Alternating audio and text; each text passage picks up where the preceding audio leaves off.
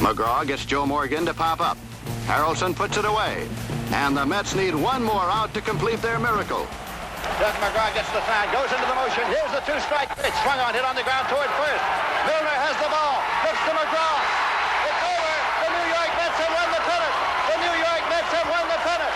The New York Mets have won the pennant, and this is over. And one of the heroes of that 1973 playoff, Bud Harrelson, with us here on set. And Billy Staples is on set as well. And they're here to talk about a new book called Before the Glory. And Billy, you're one of the authors of this book.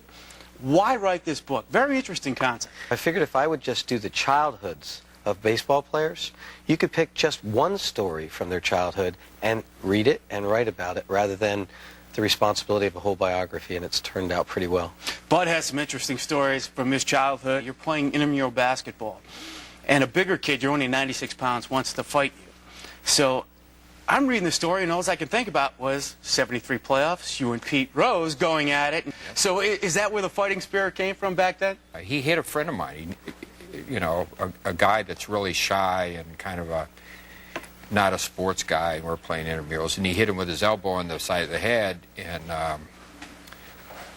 you know, it was brutal. It's, you know, we're in PE, phys ed, you know, and it shouldn't be that way. So I challenged him. I went in and I elbowed him. I got the ball and elbowed him, and he started after me, and I said, you can dish it out, but you can't take it, you know, kind of stuff. And I said, you know, I might be in trouble here. And he said, I had to beat you up. And I said, well, if you beat me up today, you have to beat me up tomorrow, and the next day, and the next day, and the next day. And I was hoping he didn't take me up on it. He goes, and that was it. And I went, good. Now, what did you say to Rose some years later? One of the writers said to me, with all the other writers listening, what do you think about the Big Red Machine? And I simply said they all look like me hitting off of Matlack. I thought it was funny, but it got misconstrued when it went back to their clubhouse. And Morgan came to me the next day at Shea Stadium, and he actually grabbed me by the shirt. We were finishing up our BP, and they were going to start. He said, if you say that about me again, I'll deck you. Wow. And I said, what? And this is before luckily your I incident had with big Rose. Russell Wow. Staub standing there who played with Morgan.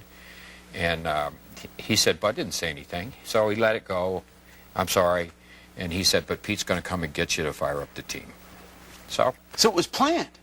Well, I figured that was it. Real quick before we let you go, you take over in 1990 for Davey Johnson, a guy that has won a world championship. There's a lot of talk that Don Mattingly may become the manager here and take over for a guy that's won a world championship.